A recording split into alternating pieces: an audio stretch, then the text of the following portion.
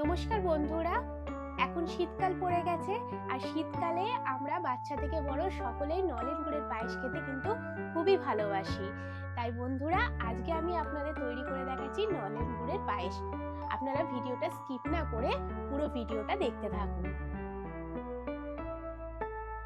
নলেন গুড়ের পায়েস তৈরি করার জন্য আমি ইন্ডাকশন অন করে ইন্ডাকশনে একটা কড়াই বসিয়ে নিয়েছি।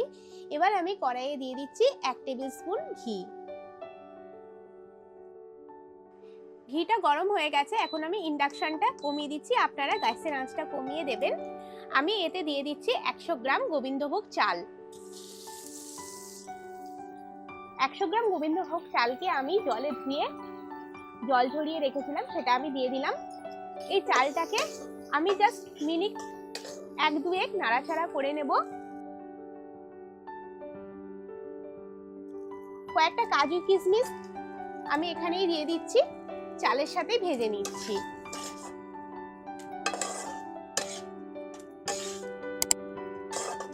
চালটাকে কিন্তু বেশি ভাজলে চলবে না, জাস্ট ঘিয়ের সাথে একটু নাড়াচাড়া করে নেবেন। দেখুন, চালটাকে আমি ঘিয়ের সাথে নাড়াচাড়া করে নিয়েছি। এবার আমি চালটাকে একটা পাত্রে তুলে রাখছি।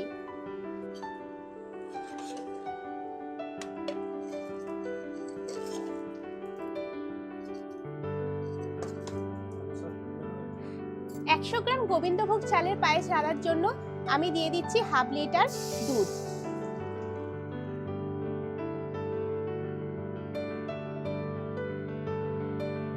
দুধটাকে আমি কাঁচা দিয়েছি, দুধটাকে জাল করব, এর জন্য আমি এর মধ্যে জল দিয়ে দিচ্ছি। এখানে আমি 1/2 লিটার কাঁচা দুধ দিলাম আর এর সাথে আমি 1/2 লিটারের একটু কম জল দিলাম। দুধ আর জলটাকে আমি ফোটাবো। জলটা দিয়ে আমি ইন্ডাকশনের পাওয়ারটা বাড়িয়ে দেব। দুধটা ফুটে উঠেছে, এবার আমি এর মধ্যে চালটা মিশিয়ে দেব। ভেজে রাখা গোবিন্দভোগ চাল আর কাজু কিশমিশটা আমি মিশিয়ে দিচ্ছি।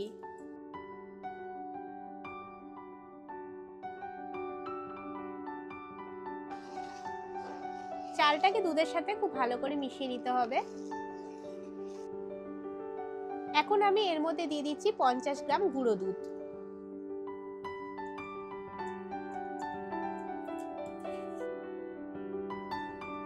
গুঁড়ো দুধটাকে ভালো করে মিশিয়ে নিচ্ছি আমি। আসলে গুঁড়ো দুধটা দিলে না পায়েসটা খেতে খুব ভালো হয়। আমি যেভাবে নলেন গুড়ের পায়েসটা তৈরি করছি, আপনারা একবার এইভাবেই তৈরি করবেন, দেখবেন খুব সুন্দর খেতে হবে।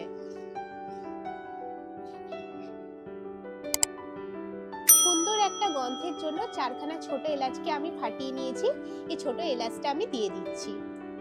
আপনারা এলাচ না ফাটিয়ে গুঁড়ো করেও দিতে পারেন।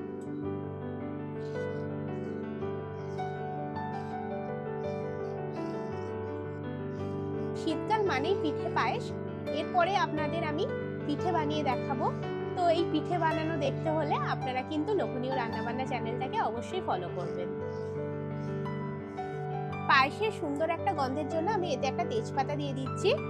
আপনারা যখন চালটা ঘিয়ের সাথে ভাজবেন তখনই এই তেজপাতাটা দিয়ে ভাজবেন, তাতে একটা সুন্দর গন্ধ হবে।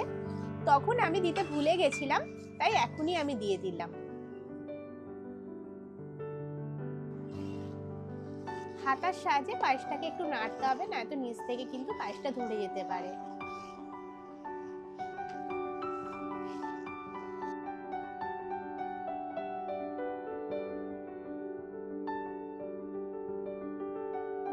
দেখুন বন্ধুরা, চালটা দেখুন সেদ্ধ হয়ে গেছে। এখন আমি ইন্ডাকশনটা অফ করে দেব।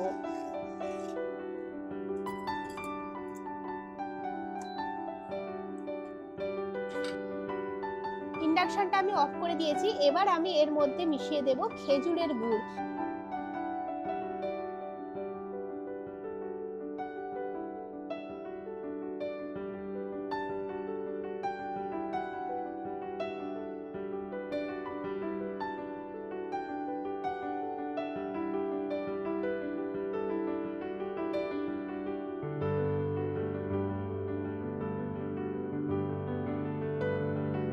এখানে আমি টোটাল 3 কাপ নলেন গুড় দিয়ে দিলাম। নলেন গুড়টাকে খুব ভালো করে মিশিয়ে নিচ্ছি। আর আমি ইন্ডাকশন অফ করে নলেন গুড়টাকে মেশালাম এই কারণেই, আমি যদি ইন্ডাকশনটাকে অন করে মেশাতাম তাহলে কিন্তু দুধটা কেটে যাওয়ার সম্ভাবনা থাকতো। এই নলেন গুড়টা মেশানোর আগে আপনারা কিন্তু গ্যাসটাকে বা ইন্ডাকশন যাতেই আপনারা রান্না করুন না কেন অফ করে তবে কিন্তু নলেন গুড়টা মেশাবেন।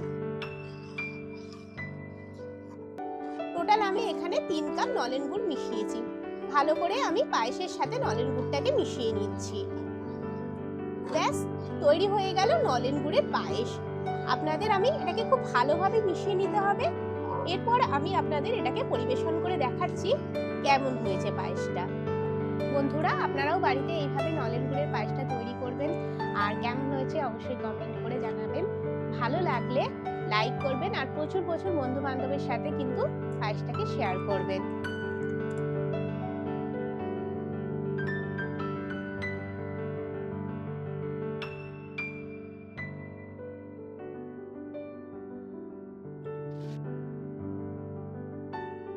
উপর থেকে আমি কয়েকটা কাজু কিশমিশ দিয়ে দিচ্ছি।